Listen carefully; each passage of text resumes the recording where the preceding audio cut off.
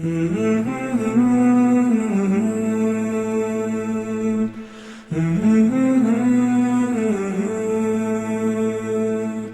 عليكم. وادكم أصنطا داوشة فيديو جان مقعي ويوسف سكين ماكو هاي شعل ماكو وررتي شعلك ما كلا جرام ويسي شعلك دبتة iyo midkaan dhabta ahayn midka dhalanteedka ma doonaysaa inaad ogaatid farqiga u dhaxeeya jacaylka runta ah iyo midka beenbeenta ah ma doonaysaa inaad ogaatid qofka aad jeceshahay inuu si dhab ah ku jecel yahay iyo inuu iska ciyaarayo haddaba mawduucana maanta wuxuu ku saabsan yahay jacayl muxuu yahay jacayl wuxuu ka yimid kelimada ingiriisiga ee love waa kelimad ka kooban 4 xaraf L O V iyo E xaraf kasta oo ka mid ah xurufyadaas wuxuu xambaarsan yahay macno aad u weyn macno aad qiimo u leh haddii aynu dul istaagno mid kastana wuxuu ka turjumayaa jacaylka dhabta aynu soo qaadano xarafka ugu horeeya ee L waxay u dhigan tahay oo macnaheedu yahay listening dhegeysi xarafka O wuxuu u dhigan yahay overlook daryeelid xarafka V wuxuu u dhigan yahay value qiimayn qadarin xarafka E wuxuu u dhigan yahay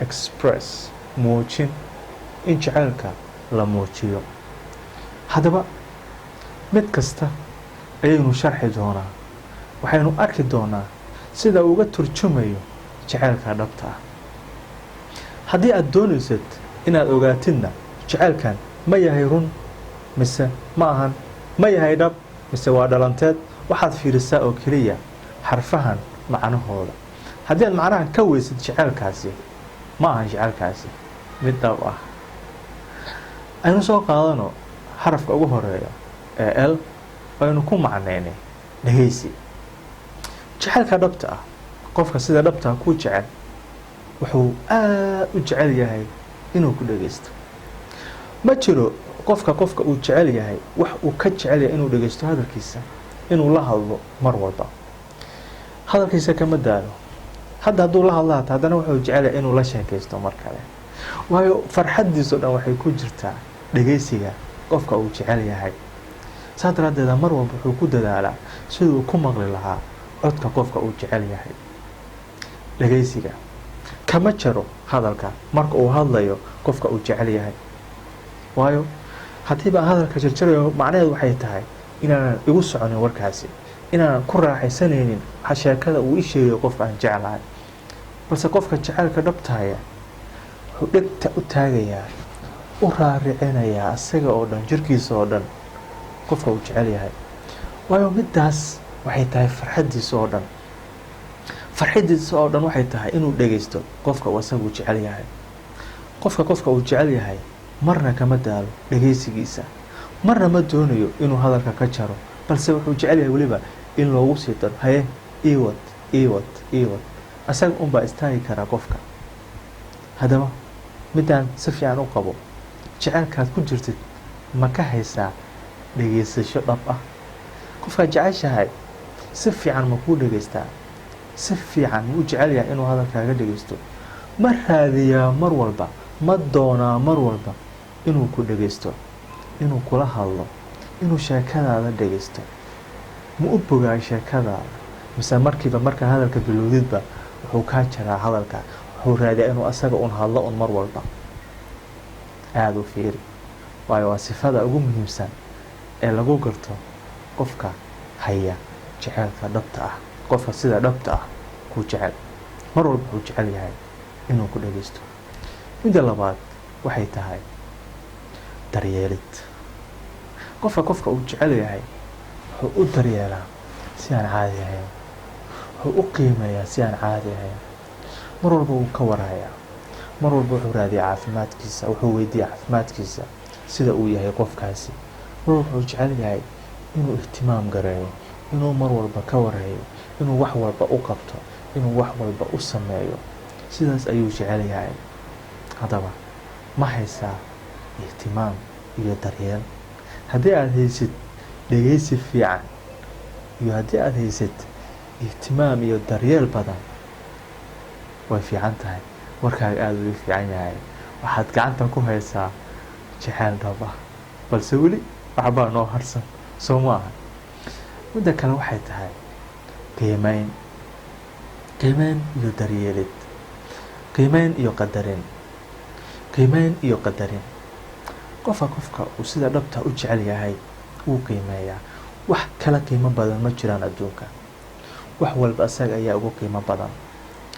wuxuu gaarsiiyaa meel sare, mana lagama yaabo inuu liido, inuu yaso, inuu hoos u dhigo.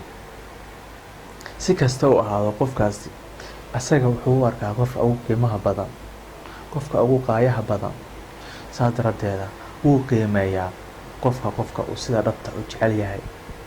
qiimeyn badan ayaad ka helaysaa qofka ku jecel ee sida dhabta ku jecel. haddaba haddii jacaylkaaga qofkaad jeceshahay aad ku qiimeeyo, aad kor kuugu qaado, aad iyo aad ku dareensiiyo qiimahaaga iyo booska aad ka leedahay qalbigiisa, ogow waxaad ku jirtaa jacayl dhab ah. midda kale waxay tahay muujin. qofka sida dhabta ah u haya jacaylka dhabta ah mar walba wuxuu muujiyaa jacayl. wuxuu u sheegaa mar walba qofka uu jecel yahay dareemihiisa. kama qarsado waxa uu dareemayo, wuu u sheegayaa mar walba inuu jecel yahay. mar walba wuxuu ku leeyahay waan ku jecelahay, aad ayaan kuu jecelahay, la-aantaada ma noolaan karo. mar walba wuxuu kula hadlaa hadallo jecel, hadallo macaan, hadallo aada iyo aad u soo jiita qofka kale. haddaba qofka jacaylka dhabta ah uu hayo waa qof mar walba kuu muujiya jacaylkiisa, qof mar walba kuu muujiya dareemaha uu ku hayo, qof mar walba kuu sheega inuu aad iyo aad ku jecel yahay. midkan waa jacaylka dhabta ah. sifooyinkiisana waa kuwan. haddaba muxuu yahay jacaylkaan dhabta ahayn? jacaylkaan dhabta ahayn waa qofka aan doonaynin inuu ku dhageysto, qofka aanan jeclayn inuu kula hadlo. adi unbaa raadinaya mar walba. markaad raadisidna ma doonayo inuu kula hadlo. wuxuu kugu marmarsiyoodaa mar walba inuu howl hayo, inuu mashquulsan yahay, codkaaga ma jecla, inuu sheekadaada ma jecla, dhageysigaaga ma jecla. ma helaysidba waqti aad kula hadashid, waayo ma doonayo isagaba inuu kula hadlo, waayo meeshu jecel dhab ah ma jiro. haddaba arrintu ma ahan hal mar iyo laba mar oo aad weysid, waxaan ka hadlaynaa wax asaga joogto u ah. midaas ayaaba joogto u ah.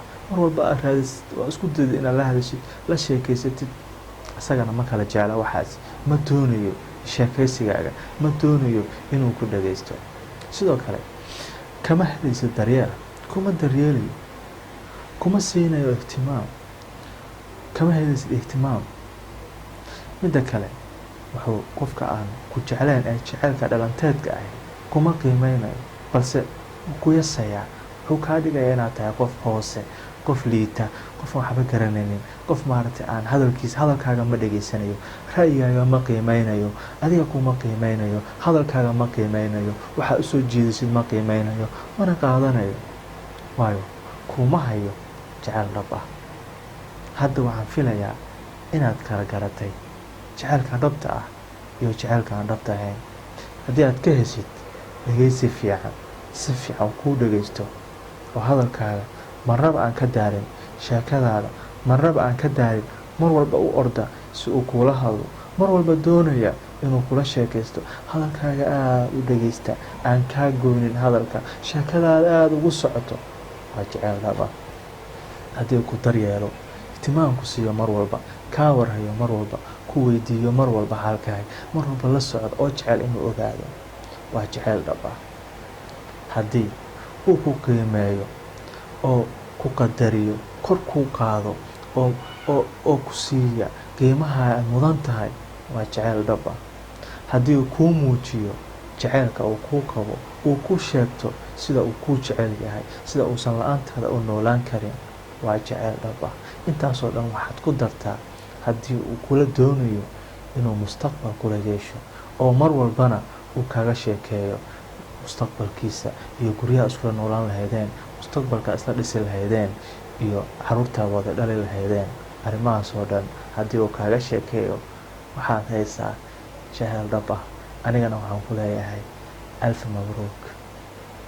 Haddaba waa kaas jacaylka dhabta ah, waa kaas jacaylka dhalanteedka ah. Sidaas ayaadna ku garan kartaa. Waxaan filayaa hadda inaad kala ogaatay jacaylka dhabta ah iyo jacaylka dhalanteedka ah. Waxaan kuu rajaynayaa mar walba inaad heshid jacaylka dhabta ah, inaad ku noolaatid farxad iyo reenreen aan marnaba dhammaanin.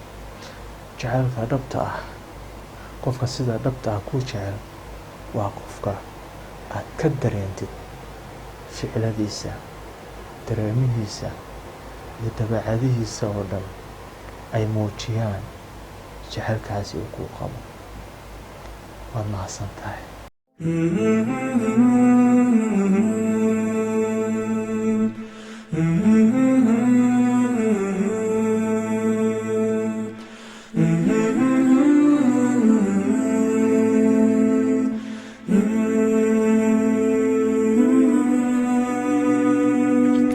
In a time of darkness and greed,